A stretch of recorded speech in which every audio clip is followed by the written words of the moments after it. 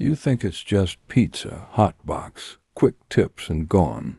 The driver never leaves, or worse. They were never really delivering anything at all. These are 3 true stories from the darkest side of the front porch. This is Whispers Between Worlds, where we update horror daily.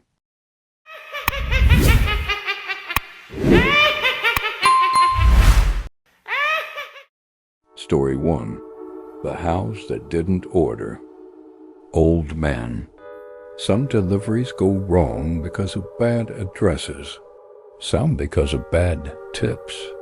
But every now and then, it's the house itself that's wrong. Back in 2017, a part-time delivery driver named Marcus worked for a mom-and-pop pizza joint in rural Kentucky. He'd been there a couple of months. Nothing too strange until that Sunday night shift. It was around 8:45 p.m. when the last order came in. Large pepperoni, garlic knots. Paid in cash. The address? 127 Larch Pine Lane. About 10 minutes out of town. Marcus didn't recognize it, but that wasn't unusual. Larch Pine was a wooded area with scattered homes, most of them older. He loaded up, drove out, and turned down the gravel road. As he got closer, the houses thinned. Eventually, he pulled up to 127, a small 2-story cabin tucked behind thick pine trees. No lights. No porch lamp. No car in the driveway.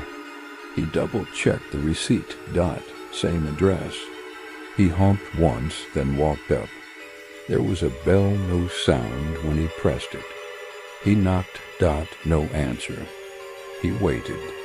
Knocked again. Then he heard movement inside. Not footsteps exactly, more like shuffling. He called out, "Pizza delivery." Nothing. More shuffling, and then the front door creaked open about 6 inches. Dark inside, real dark. Marcus stepped back. "Hello?" Still nothing. Then a voice, very faint. "Come in." Marcus froze.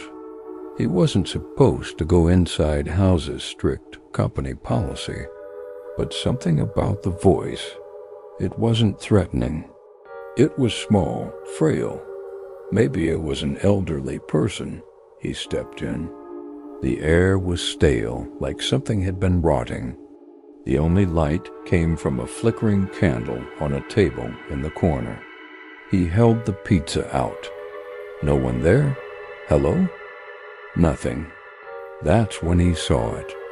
At the end of the hall, a tall figure, standing just barely visible in the candlelight. Not moving. Not speaking. Marcus was done. He set the pizza on the nearest surface, turned around, and walked out. Fast. Back in the car, his heart was thudding. Then his phone buzzed. New text message from unknown. "You forgot the knots." He stared at the message. No number. No sender name. Just those words. He drove back to the shop in silence. When he walked in, his manager looked confused. "What are you doing here?" Marcus held up the empty bag. "Dropped it off?" The manager frowned. There was no delivery to Larch Pine. Marcus showed him the receipt. The manager pulled up the order history. No such order existed.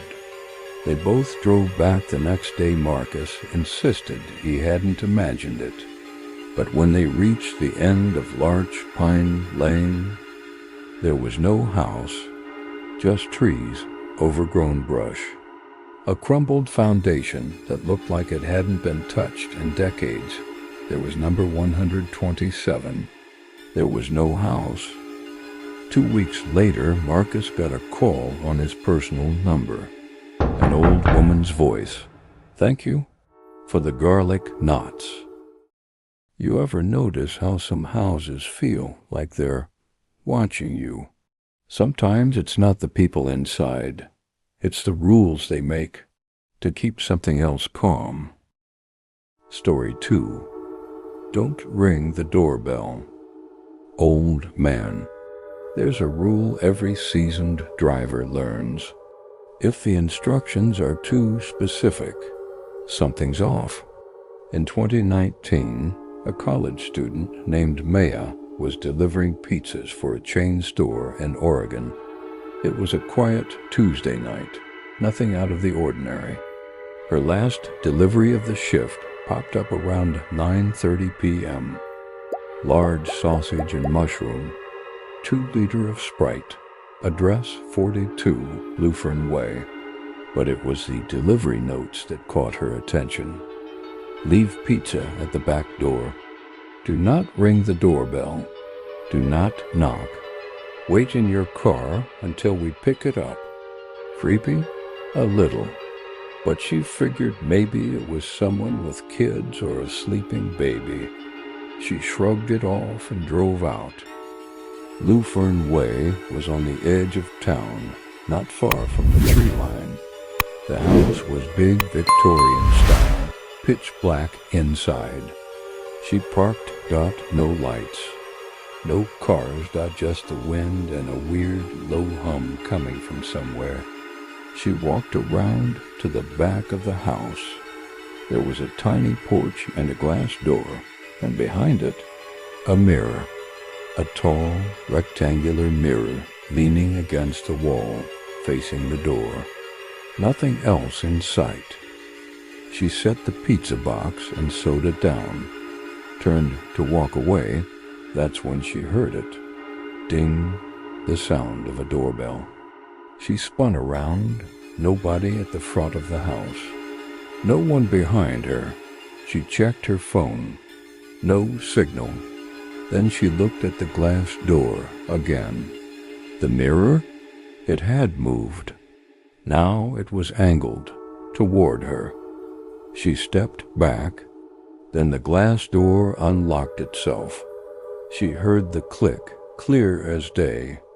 And from the shadowy reflection in the mirror, she saw something step into view.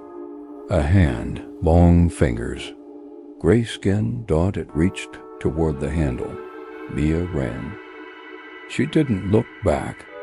Jumped in the car, locked the doors, floored it out of the driveway. At the end of the block, her phone buzzed. Text from unknown. You rang. Back at the pizza shop, she showed her manager the receipt and the notes.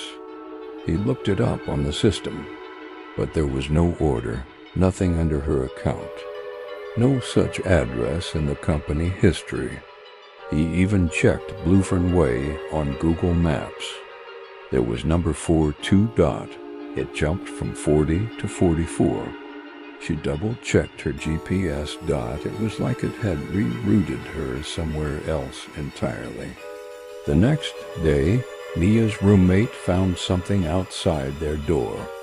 A pizza box . Inside? Not food, but a mirror. Cracked with the words etched on the surface from the inside. Next time, knock.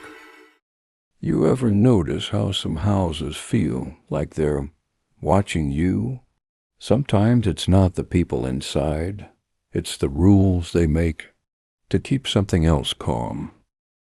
Story 3. The address that changed itself. Old man.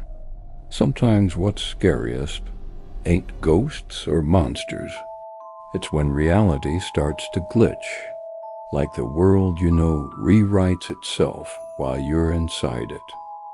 It was 2021. A driver named Elijah picked up a late shift covering for his coworker in upstate Pennsylvania. He was seasoned. Nothing surprised him anymore. Sketchy houses, weird customers, strange smells. He'd seen it all. Or so he thought. At 10:42 p.m., he got a ping for his last order of the night. 1 large meat lovers, extra crispy crust. Address, 1896 Clover Hollow Road. Cash ordered Dot leave at the door. He grabbed the pizza and hit the road. Clover Hollow was a wooded back road kind of street, but GPS took him right to it. Big white house, 3 floors. Looked half abandoned, but a faint porch light flickered like someone was home. He walked up the steps, pizza box in hand. Knocked. No answer. He turned to leave, and that's when his phone buzzed. New message from the app. Confirmed 1689 Clover Hollow Road. Elijah blinked. The address just changed. It was 1896 before. He was sure of it. He checked the receipt in the warmer bag. 1896. But the app said 1689. Weird glitch, he thought. But being tired and hungry, he decided to play along. He got in his car, drove down the road a bit until he found 1689. This one was smaller, single story. Lights off, still had a mailbox. Still looked, lived in. He stepped out. Same plan. Pizza in hand. Knock on the door. No answer. Then a voice from inside. Back porch. He circled around the house. There was no back porch. Just woods. Nothing but dark trees and cold wind. He turned around to head back to his car. But the house behind him? Gone. Like he'd blinked and it vanished. Only trees now. Thick. Dense. Endless. His car gone too. He stood there frozen, phone shaking in his hand. No signal. Then a light, a flickering one in the trees. He followed it, stupidly, desperately. Came upon a fire pit. Sitting around it, 3 people in pizza uniforms. One of them looked up, and Elijah felt his stomach turn, because it was him. Same jacket, same name tag. Same face, but the eyes were wrong. Too wide. Too glassy. The Elijah copy smiled. You're late. He ran. Branches clawed at his face, his arms. He didn't stop until he stumbled out onto the road again. And there, parked exactly where he left, it was his car. Receipt still on the dash. GPS showing 1896 Clover Hollow again. No 1689 in sight. He drove straight to the pizza shop. Told his manager everything. The manager looked confused. There is no Clover Hollow Road in the system. Elijah pulled out the receipt. Blank. Just a crumpled piece of thermal paper. No text. No address. Nothing. He quit that night. Never delivered another pie. But every so often, he says, his phone will buzz at 10:42 p.m. with a new delivery notification. Same order. Same address. And the instructions. Leave it by the fire. We'll be waiting. Not every tip is worth it. Not every door should be knocked on. And not every address stays where it should.